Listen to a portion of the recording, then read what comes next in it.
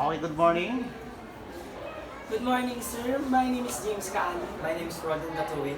My name is Stephanie Refuerzo. And we are here to discuss to you our research entitled Factors of Addiction in Technology in Selected Grade 10 Students in Dasmariñas West National High School, School Year 2019-2020. So, so before we start, I just want to give the introduction of our research. According to Khalid A. 2017 in her blog entitled Addiction of Gadget to Digital Dementia, states that gadget is a way to explore and to learn. We all know that in these days, technology is our great servants because it is useful to us.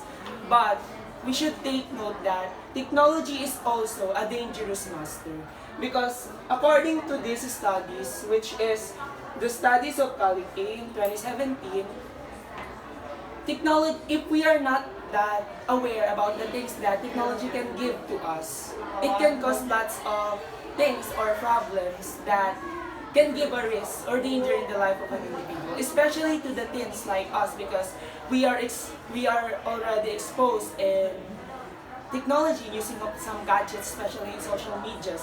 And I think that if we are overusing of it, we can experience lots of problems on that, regarding on that thing. This research gives information on how to prevent addiction in technology by studying the factors of it that result to these cases. We are now talking about the conceptual framework of our studies. These are the independents and this is the dependent. The arrow is The variables. so this is our variables. So these are the things that considered as the factors that can cause addiction on technology. Sorry, the arrow is on the wrong place.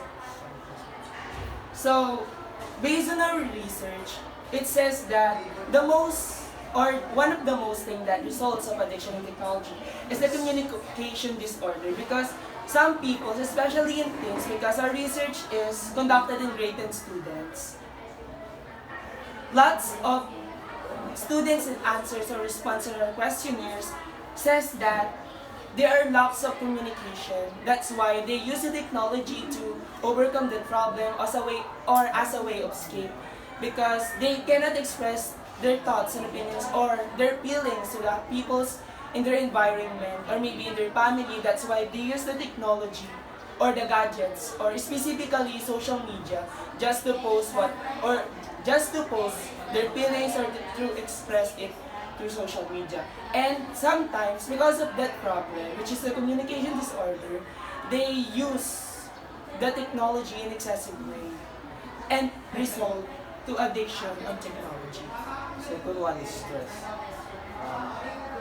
We choose stress because other students will feel stress because in their assignments to do their homework. So they use technology to lessen their stress and To lessen their stress, yes, lessen their alright. stress. And sometimes, like what I said, because of the stresses that they have, they use the technology to overcome that problem. They use the technology to relieve, to endure that thing because stress is not just an ordinary thing. It can cause lots of complications like it's a way to anxiety and depression and something like that. And they use the technology in excessive way. That's why it can cause addiction. And also it is the second answer that on our questionnaires reason why they use technology. Next one is lot of emotional supports. Many teens or youths experiencing lots of problems in their families. That's why they cannot open up their feelings or they cannot give or express what they feel to their families and they don't get the emotional supports that they should have to have. Sorry. They should have because they're not close or open with their families, and their families cannot help them. That's why they expressing their feelings to technologies or social medias on Facebook, because they think that if they post what they feel, the other people, especially their social media friends, can understand them, can give their comments, and sometimes by having the emotion support from the others is a way for them to feel better. Alright. And that's why they use technologies in excessive way like the average. You may proceed to the next slide, please. So now we have the statement of the problem. These problems are the most important things that we should answer by having this or by conducting this research. The first one is, what are the reasons why the respondents overuse the technology? Second one, what are the possible things influence the respondents to use the technology in excessive way? And next is, what benefits do they get on overusing the technology? So in this slide, you see the pie chart, and see the pie chart with legend. Based on our survey, we use our questionnaire to represent the pie chart. First one color violet. Q1 is have 80%. Second one is Q. Question number 2 or statement number 2 have 77%. Question number 3 is have 63%. Next one, question number 4 have 60%. Also, question number 5 have 53%. Also, question number 6 have 53%. Question number 7 have 47%. Question number 8 is 47%. And question number 9, 33%.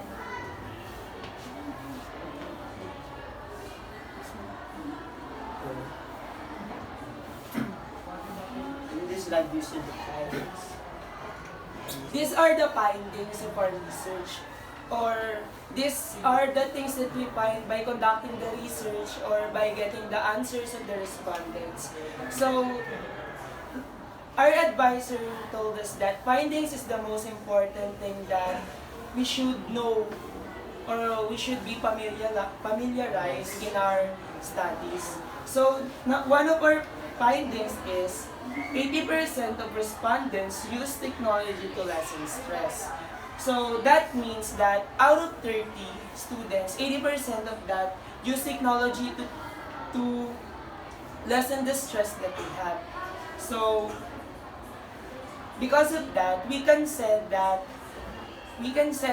stress is one of the most problem that reason why a person uses technology in an excessive way. Number 2, respondents use technology for entertainment. Technology is so powerful. We have lots of things that we can have through just one click, and we can have the entertainment that can make a person entertained from the root word of that word.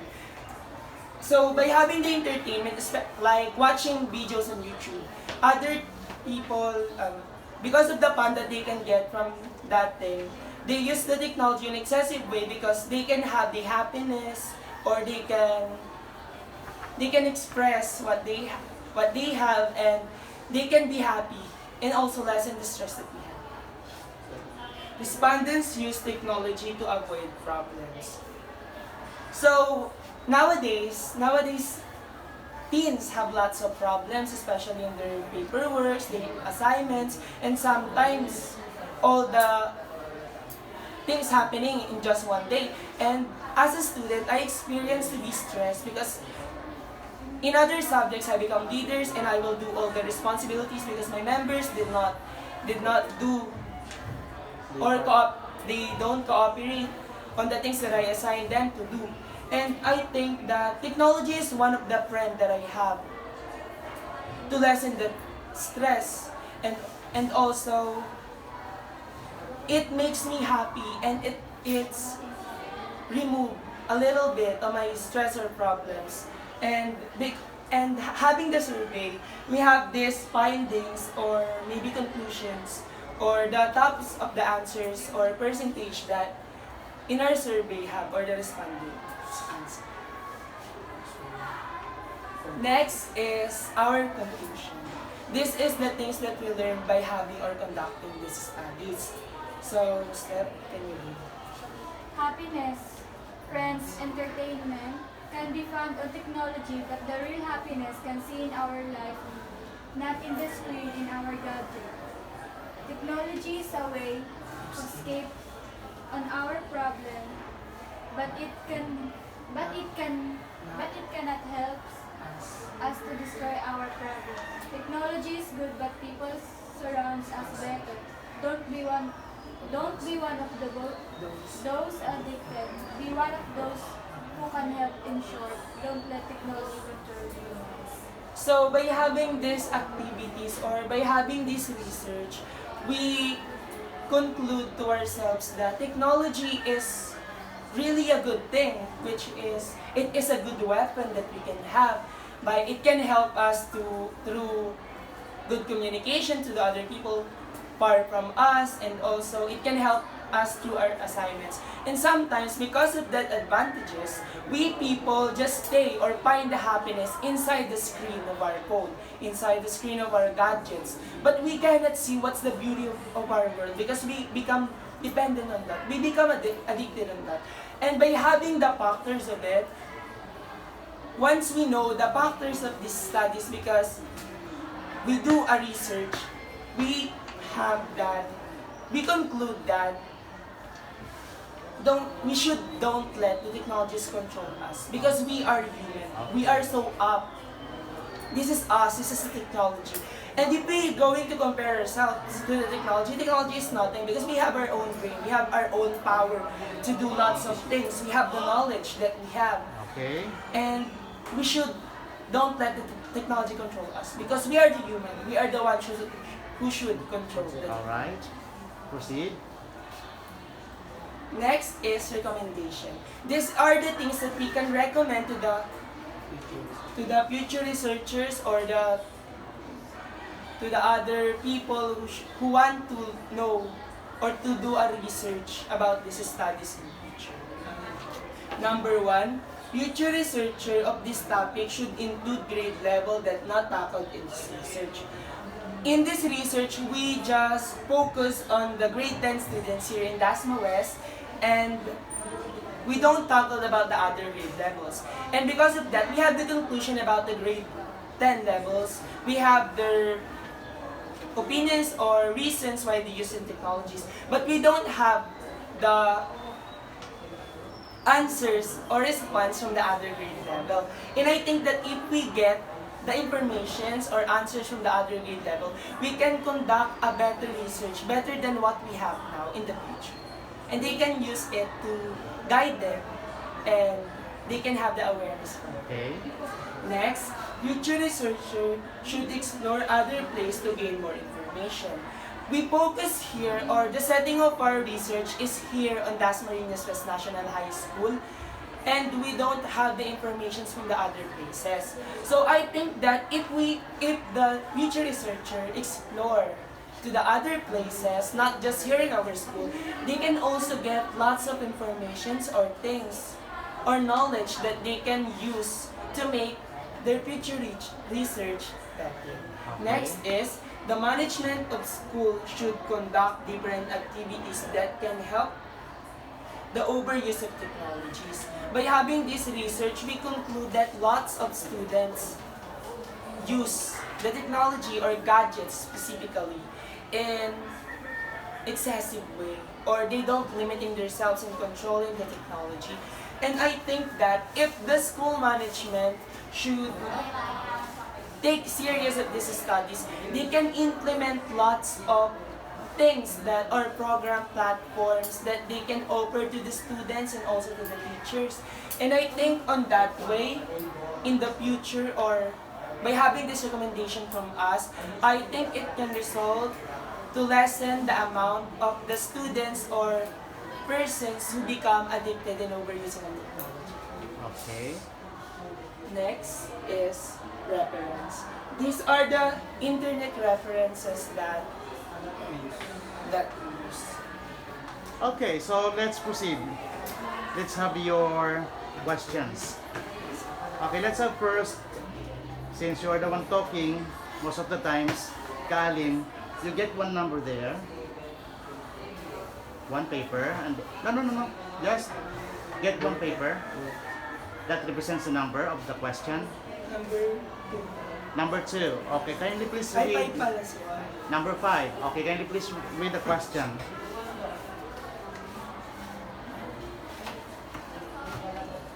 What are the main aims, questions, hypotheses of your studies?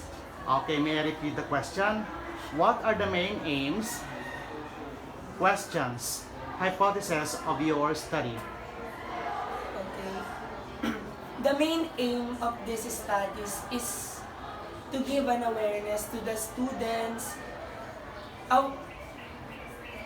The main aims of these studies is to give an awareness to the students regarding to the possible things that they can have by being addicted on technologies. So our topic is all about the factors. And I think that if we people should be aware about the factors about the factors that can cause addiction in technologies, we can have the awareness about the things that we should be prevented. And I think that is enough reason to say that this is the goal or the aim of our topic. Next is the hypothesis. The hypothesis of our topic is a question like maybe if something like this, having lacks of emotional problem is a reason that can result addiction in technologies. So we have a question or maybe a sarcastic questions that occurs in our hypothesis that can guide us to have as a question that we should answer in conducting this research. The next one is the questions. The questions is in our study focus on the things that the students or the possible respondents should do that can result in addiction to technologies. Okay, put that number there. No, not there. That one. Okay. Next, we have the twin. No. Teacher,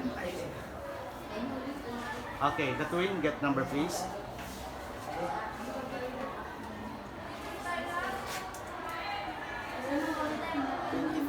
I'll be the one to read the question for you. You fold the paper please. You fold.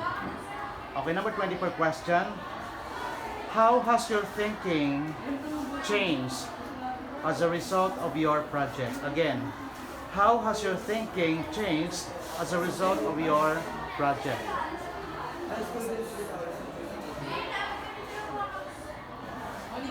Again, for the third time, how has your thinking changed as a result of your project?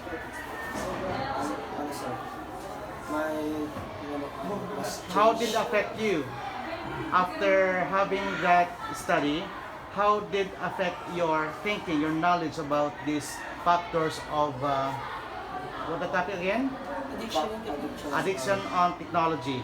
I become knowledgeable about factors on addiction and technology. So I become aware to the possible factors become addicted on technology, and I can prevent on it to use too much use gadgets is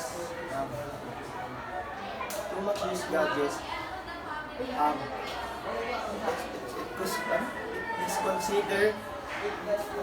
is considered addiction.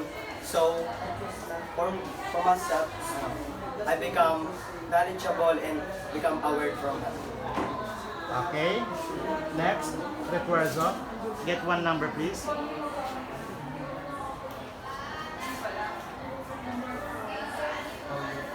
Number? What number? 4. Okay, may I read the question for you? Okay, just listen. Why is the problem you have tackled worth tackling? Okay, we have 3 problems stated in your statement of the problem. Are they worth tackling? Yes or no? Yes. Okay, so why are they worth tackling?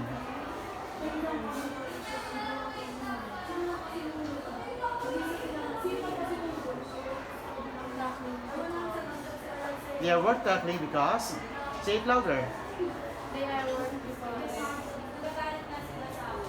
they want we want to know. You want to know what?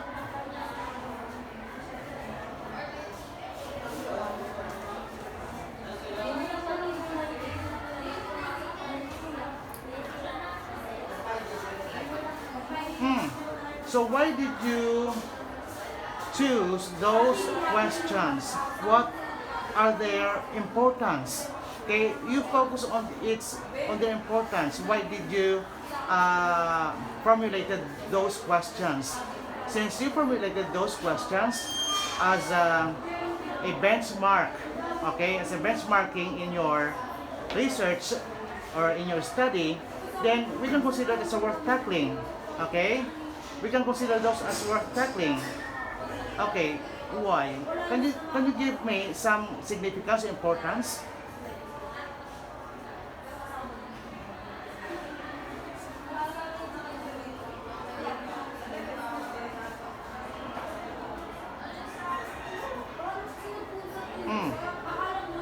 Yes, Kalim.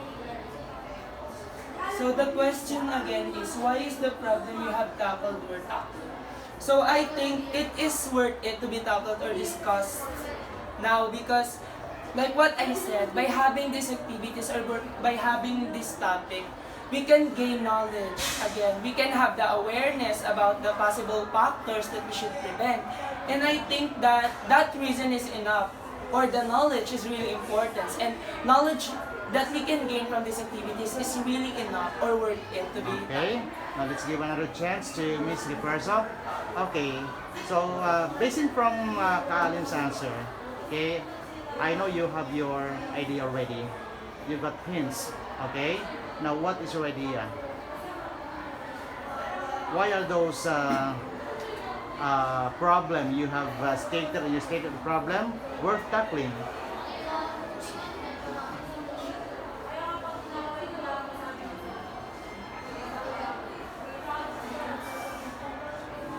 Because we can gain